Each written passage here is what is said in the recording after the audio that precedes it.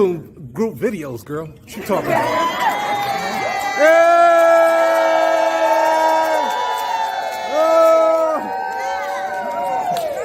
More universities need to teach sales.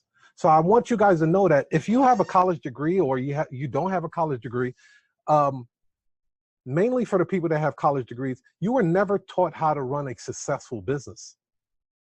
Because one of the key fundamental talents or skills that you can learn in business is persuasion.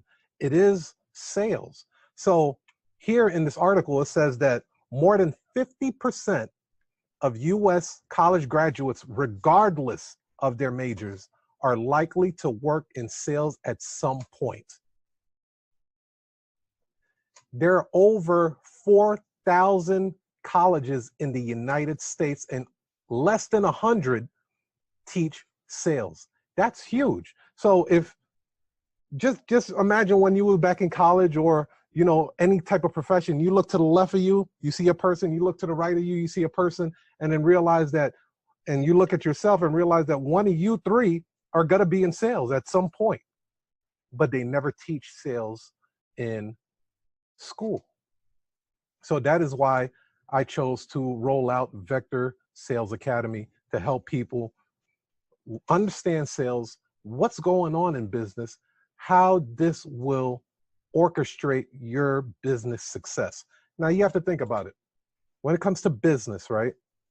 Persuasion is a part of life, whether you like it or not. Think about dating.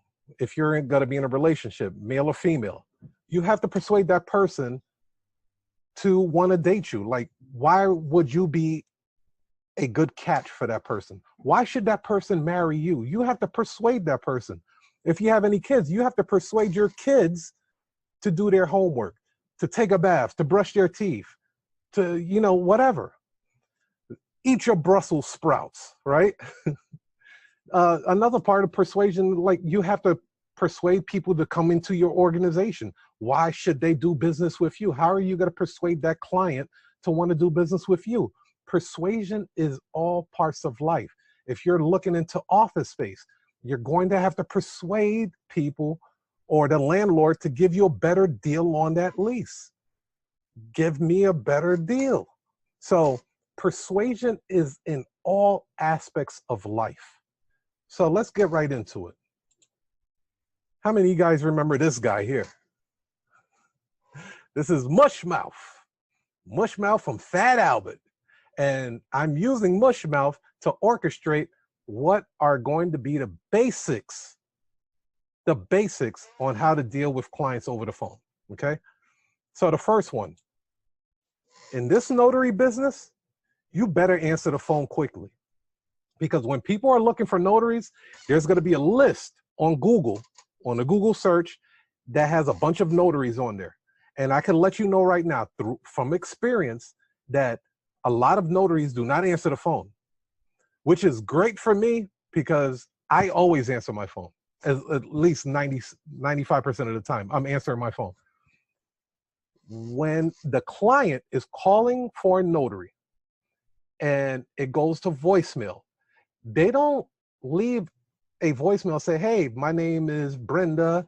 I'm looking for a notary. Can you please give me a call back? They don't do that. They go next on the list. Who's next on the list?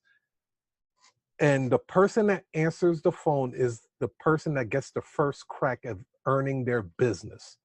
So answering the phone in this business is crucial. Crucial. Don't wait for the phone to ring twice. As soon as you hear go bing, you ding, bing, ding. That's how you have to do it. You have to answer your phone as quickly as possible. Okay?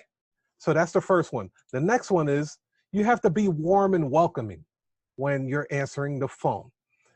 I can't tell you, there are times that I've called businesses and they sound like I'm bothering them. Like, hello? Well, oh, God. You want a notary? Okay, let me see what we have. No, I can't do that. No, that time doesn't work for me. I mean, rude. They're not warm. They're not inviting. It's just, it feels like I'm bothering them. So therefore, I don't even want to do business with you and give you my hard-earned money if I feel like I'm bothering you. What happens when you go to a restaurant and you get bad service? They're not warm and welcoming in their restaurant. Their tip meter goes down. Oh, yeah, I was going to give you $10. Now it went down to $8.50. Oh, she didn't bring my water. Oh, $7. It keeps going down and down and down to the point where they might not even get 10%, right? So be warm and welcoming when you're answering the phone. Third, introduce yourself and your business. So when a person calls me or my organization, anybody answering the phone, that is the very basic, fundamental part of it. We always answer the phone like this. Thank you for calling U.S. Notary Agency. My name is Mark. How may I help you today? You see that? Thank you for calling U.S. Notary. I just introduced my business. My name is Mark. I introduce myself. How may I help you today? I'm warm and welcoming. Just one sentence. It doesn't have to be complicated. It doesn't have to be hard. You can teach your kids to do this. If the kids can do it, you can do it. You can teach other people to do it within your organization. But having a great greeting is so imperative, okay? So let's go on to the next one. You're gonna have to speak clearly. That is why I have Mr. Mushmouth from Fat Albert on here. You're going to have to speak clearly. You remember how Mushmouth used to talk? Fab Albert. You didn't know what that dude was saying. You know what I mean? You don't want to sound like Quavo from the Migos. You know, you want to speak clearly so the customer remember, in this business of notaries, you're going to interact with many different races, from people from India, Pakistan, Mexico,